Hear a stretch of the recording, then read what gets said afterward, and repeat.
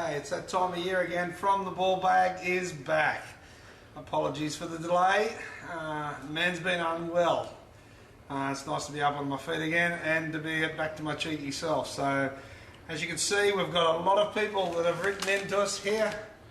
It's only fair we bring it back because it's the only common sense answers you'll get around the place.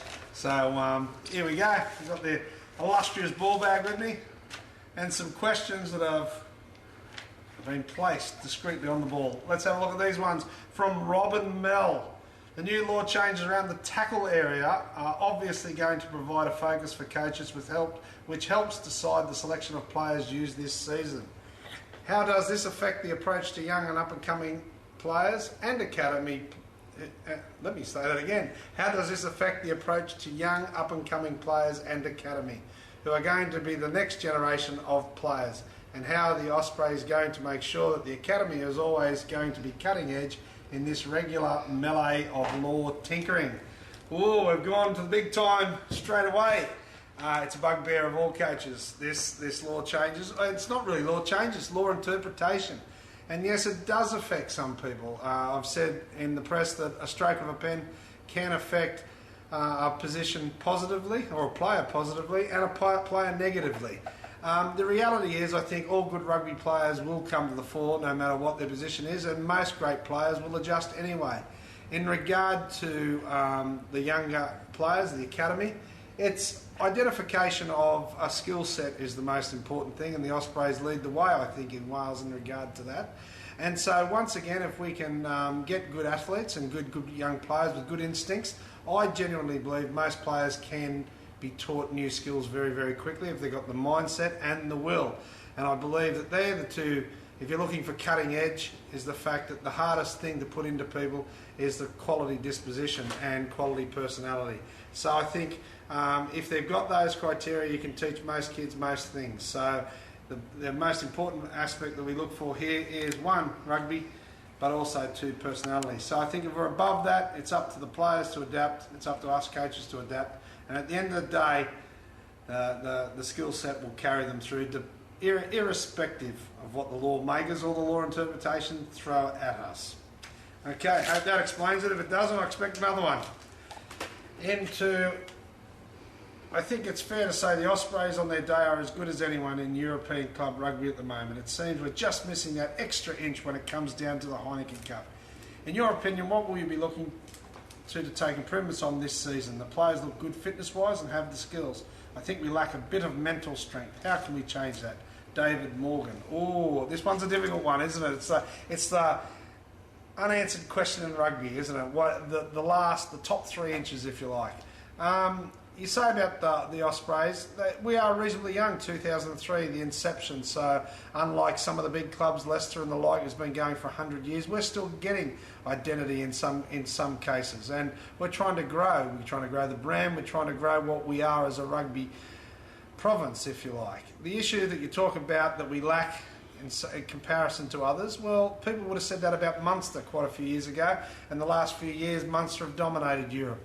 So I think sometimes you just need a little bit of luck, a bounce of the ball to get across the line, confidence grows, and then winning's contagious. You say get a mentality and you're very, very hard to beat.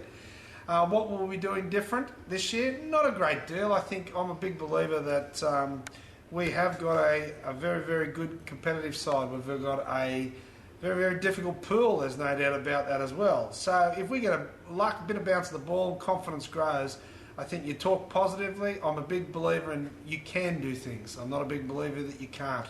So the message will be, I've got a genuine belief in the people here. I believe they can do things, and I think there's probably in Welsh society largely a negative approach to some things. I'm a big believer that if you tell people they can't do things, they tend to not do things. I think we'll be looking at this a positive thing, attacking it in a positive light, and probably not making it as big a thing that everyone else tends to think it is. The players know that there's big games. We take the approach here during the week.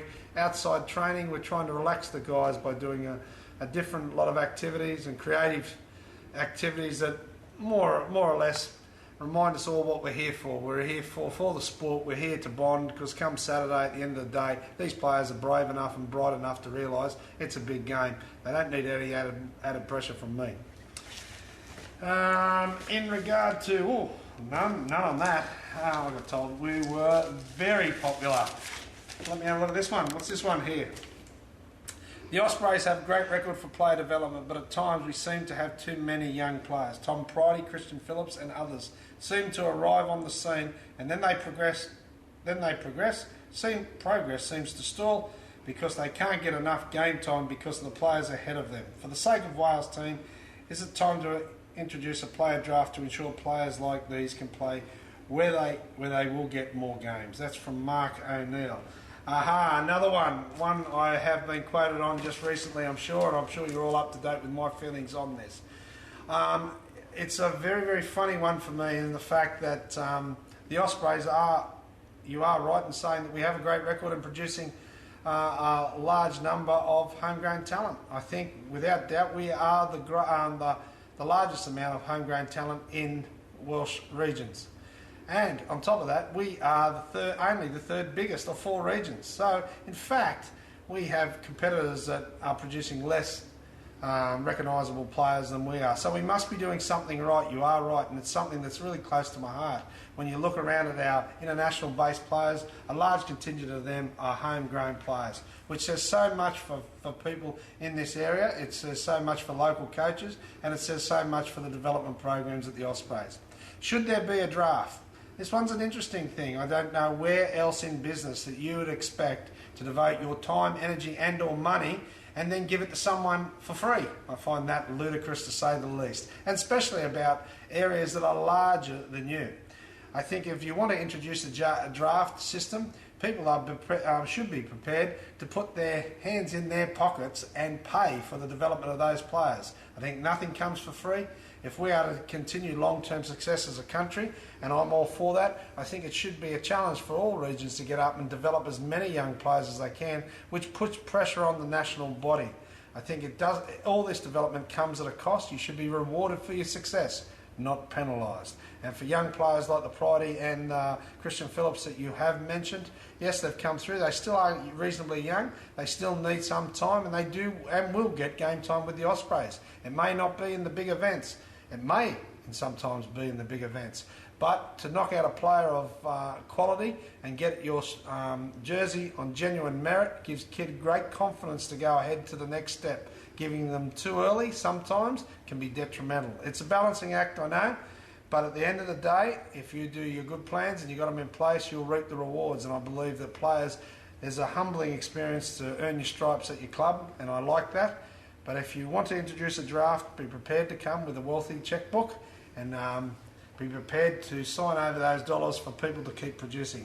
Nothing's for free in life. That's my theory anyway. Let's have a look at this one. Another one here.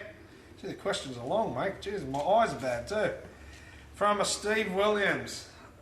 When I travelled to Gloucester, Leicester, Bath and the RDS, our opposition do a final warm-up lap around the field after their warm-up drills, etc., and prior to going back into the changing room.